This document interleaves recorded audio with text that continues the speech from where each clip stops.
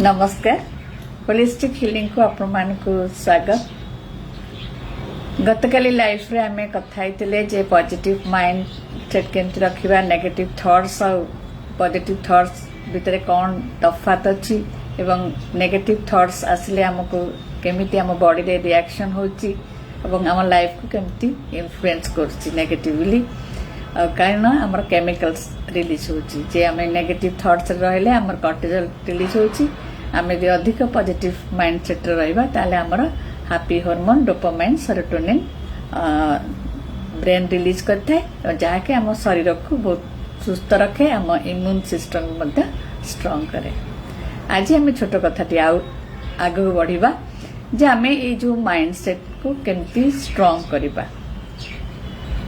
जेमिति आमे जानिचे जे आमे जदि कोनोसी गोल आमे लक्ष्य रखिचे, जेमिति हमारे वर्तमान जनवरी 2026 चली आमे समस्ते गोटे गोटे लक्ष्य रखिचे।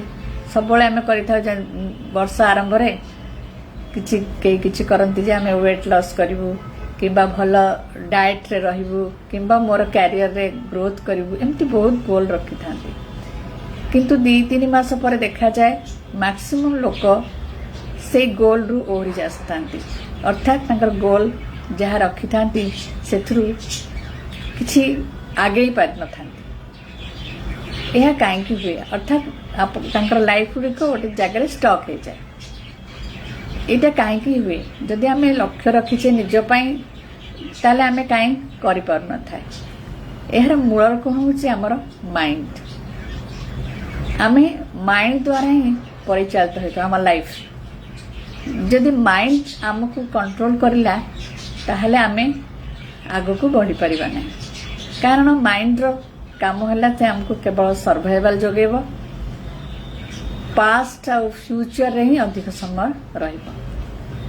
तम जदि हम पास्ट रे रहले माने हमर पास्ट जहा एक्शन हमें नउथले हमें सेही पास्ट रहिबा और नुवा एक्शन किछि नबा नै। जदि भी नुवा एक्शन हमें नबा को जिबा सेतबे हम माइंड हमको पछुको टाणिबो, हमको भय देखेबो जे ए जो नुआ काम गुड़िक करिया को जाउछ तमे केबे सेटा करिन, तुमको आगो को फेल्योर अच्छी, एडा नुआ जिनस अनकंफर्टेबल लागुची, तेणु तमे ताकू सेथरु बाहरी आस बा जेमिति थिलो जो लेवल रे थिलो सेही लेवल रे रहिले भलो। से एई भलिया कथा आम माइंड रे सबु बळे आसीबो जतेबेले आमे गोटे कंफर्ट लेवल रु अनकंफर्टेबल जोन को जिबा बा आमे गोटे लक्ष्य आमे एठी अच्छे आमे लक्ष्य रखिचे एई लेवल को पहुंचबा। तार ए जो जर्नीटा अच्छी ए जर्नीटा हमको करिया को हेले हमको तो नुआ एक्शन नबाक पड़िबो। आमे एई लेवल रे थाई कि आमे तो एठी जंप मारी परिबानी। तो आमे एई जो लेवल को जिबा, ए धरा जो एटा ए आ एटा बी, ए रो बी जो आमे जिबा सेतरा हमको किछि नुआ एक्शन नबाक पड़िबो। एई नुआ एक्शन जतले आमे नबाक जिबा सेतबा हम माइंड कोन करबो हमको अटकेबो। काहेकि ना से सब चाहे जोटा स्थित अवस्था अछि सेटा ताको कंफर्ट, तेन सेही अवस्था रहिले ता पई किछि डेंजर नै बा हमर लाइफ किछि थ्रेटनिंग नै। तेन से तार काम होछि से सब हमको सेफ्टी जोन रे रखिया को चाहे। किंतु हमको तो एठी जिबा को पड़िबो, ताले आमे जिबा केमती ता माने हमको माइंड को ट्रेन करिया पड़िबो। प्रथम जे माइंड को आमे केमिति ट्रेन करिवा ता पई हमको लर्निंग करिया पड़िबो। ता पई सब टेक्निक सब अछि जोडा कि सब माने कोचिंग सेशन गुडा करे हमें दउ। तो ए माइंड को जदि हमें ट्रेन न करिबा एवं हमें चाहिबा जे हमर गोल हमें अचीव करिबा बोली, ताहले हमें एई भली भाबरे 2-3 मास सेई गोल पछरे जाय कि भी आमे स्टक हे जिबा, आमे आ सेटा को करि परिबा नै। कारण हमकु कारण एठी मोटिवेशन किछि काम करेनी। मोटिवेशन गोटे शॉर्ट टर्म जिनिस जोआ कि आसीबो और चली जिवो। किंतु आपनकर माइंड सेट को जदि आपण स्ट्रांगली रिवायरिंग करिवे आपण गोल सेट आडुकु, ताहले आपण जाय कि से गोल उडी को पाई परिबे।